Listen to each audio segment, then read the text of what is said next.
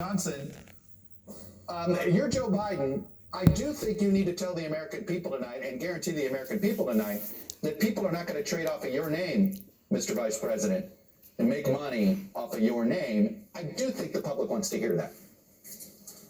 I think the public wants to hear that. That's certainly fair. I think it is worth bearing in mind that 220,000 Americans have died from COVID-19. Millions of us have gotten infected. New jobless numbers came out today. Hundreds of thousands more of us have filed for first-time unemployment. And there is still no bill ready to be signed because of the political machinations around Amy Coney Barrett and this election. So if I was Joe Biden, I think it's perfectly legitimate to address these issues about trading off of my name. But I would also remind Americans that once this election is over, we're going to have to do a COVID deal. Which one of us do you trust to get this economy back on track? Which one of us do you trust to move us forward from here? I'm weary, man.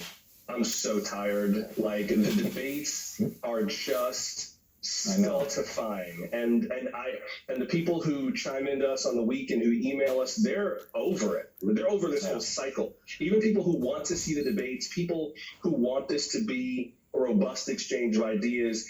And I'm not a fan of the change of the format with the mute button. I have issues about that I've already stated, but I think we're just kind of over this at this point. I agree with you. I'll be honest. You've got to pull out the craziness about your opponent. Yeah. You're clearly losing, but just go ahead and lose already, or go ahead and win already. Yeah. Can we wrap this up so we can vote? I think the faster that our colleague Kristen Walker can make this 90 minutes go, the better it'll be for everyone. Yeah. No, Joshua, I get what you're saying. I mean, there is no part of this debate that I don't think people are looking forward to. I think we're all white knuckles a little bit. Like, please don't embarrass the country again with this with this performance.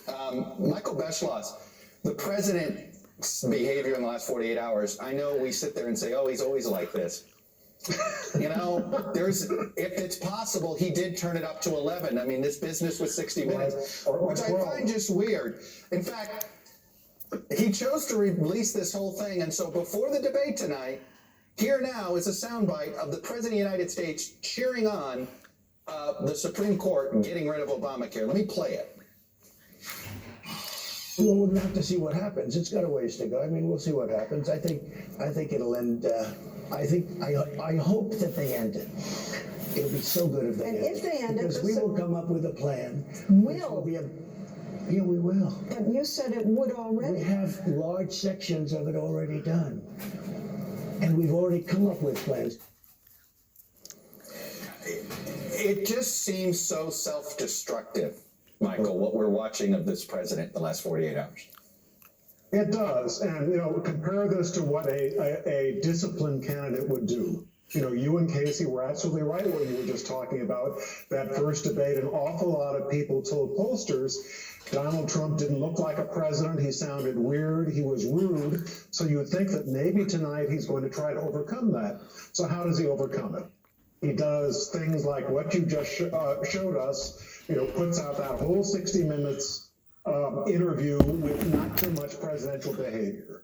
He brings in some bizarre guy from Hunter Biden's life and sticks him in the audience. That's really presidential behavior.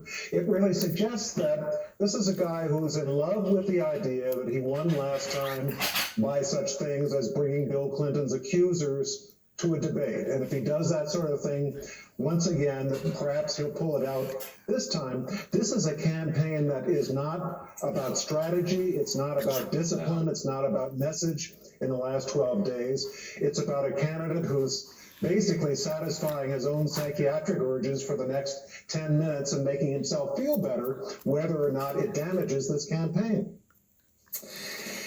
Yeah, it's hard to look at this. You know, we're all sort of, whether history, whether politics, whether we're all sort of trained to analyze things within the boundaries of normalcy. And this is just, you know, we know this is not, and I think for too long we tried to make it feel normal, and it just isn't. And we're getting a taste of it. It isn't. All right, we're going to pause it here. Casey, Joshua, and Michael, stick with us up ahead, which is days go before Election Day. There are still some voters who tell us they have not made up their mind yet. Our NBC reporters are on the ground talking to members of two key groups both candidates are trying to win over. But first, all this hour, we'll bring you some memorable moments from the final presidential debates in past years. We'll go back to 1984, another year when there was only two debates, when the incumbent president had a pretty poor first debate. So the incumbent president needed to have a good second debate. Well, he delivered a line we still all remember decades later. Not at all, Mr. Truitt, and I want you to know that also I will not make age an issue of this campaign. I am not going to exploit for political purposes my opponent's youth and inexperience.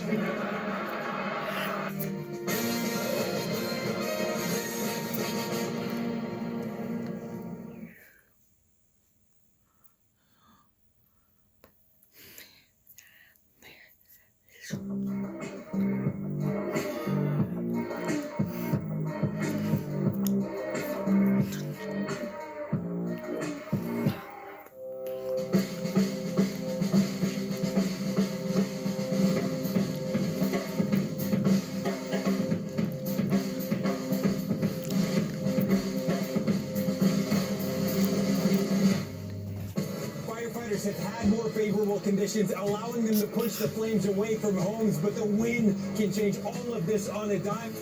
We can continue to expect protests as people continue to call for more answers to what happened and continue to call for that accountability. Starting to feel like a typical general election. Both candidates actually out on the campaign trail making their pitch to voters. The moment to truly understand who we are and who we say we are is right here at our feet. You gotta get a four-year degree, but a four-year degree is super expensive. We have created a system where the ticket to the middle class is a thing that middle-class families have to stress about and borrow for and patch together. Why is this happening? With Chris Hayes. Subscribe now. For breaking news in our changing world, download the NBC News app. This morning across the country, what the new normal for schools will look like. Many teachers left making tough choices between the job they love and their family. What am I going to decide? Take care of my children or have a job? That's an impossible decision. You're creating a little community school. This is a moment where we can just develop ourselves and develop our community. Let's turn it over to students. How do they really feel about returning to school? What I miss is my teachers. They are brilliant. Today's headlines can be hard to understand, and a lot of kids have questions, so we started a newscast for them. We hope your family will watch Nightly News Kids Edition. The person leveling the accusations isn't me, it's John Bolton. I have heard from sources, and you guys have reported, that Dr. Fauci, through Secretary Azar, had been banging the pots and pans very early in the year. I worked on campaigns. If that was a campaign event, it was a crummy one. Deadline in White House is now 2 hours. Weekdays from 4 to 6 on MSNBC. Protests broke out in the coronavirus pandemic. The story. Emergency approval to treat COVID-19 with plasma. Many questions remain about how well it works. From every angle. How much of the increased tension was due to the militias that came here? On the ground. Deadly western wildfires in California. Entire communities were also wiped off the map. And in depth. One of the big concerns is indoor air quality. What are you doing to address that? NBC Nightly News with Lester Holt. Welcome back. With more than 47 million Americans who have already cast their ballot as of this afternoon in this election, Donald Trump and Joe Biden have a lot fewer would-be voters to even try to win over tonight. And with the president trailing in most polls, he has to appeal tonight to voters who have not yet sent their ballots in or decided to vote yet. It's a small segment of folks that claim they're undecided. So how are they going to vote? Our reporter spoke with two groups of undecided voters, black women and suburban women, to see what they'll be watching for tonight. I'll start with MSNBC senior national correspondent Chris Jansing in Atlanta. And Chris, again, these are voters that claim they're undecided. And a lot of us, there's a lot of folks, when you look at the numbers, you're like, really? Are there this many undecideds? But we'll find out.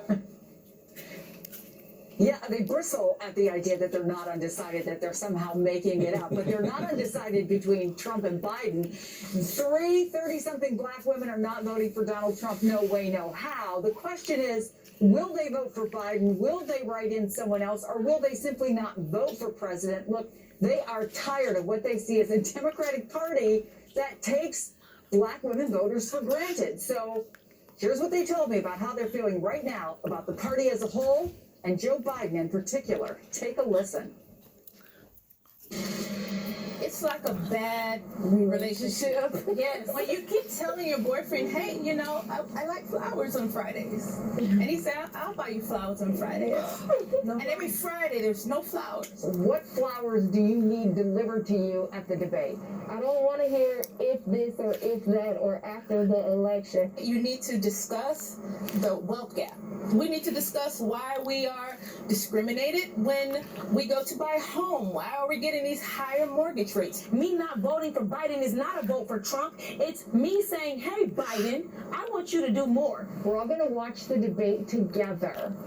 What are you looking for? When Trump is hammering you, don't try to play it cool because you're not cool. So you want to see him more aggressive tomorrow. You have to be. It's a debate. He had facts that he could have thrown out there when Trump said that it was nothing happening at the Were you at talking the rallies. television? Oh, everyone was. I was yelling at I was going up to the screen like, bro, what are you doing? Because when he said something about when he said nobody has been affected from any of the rallies, I'm like, I know Herman Cain is looking over like, oh, really? You need to speak because you're going up against Trump. Trump is going to talk all over you, whether his facts are wrong or right. You think he's going to talk over the mute button? Of course he is. You can see his mouth still moving.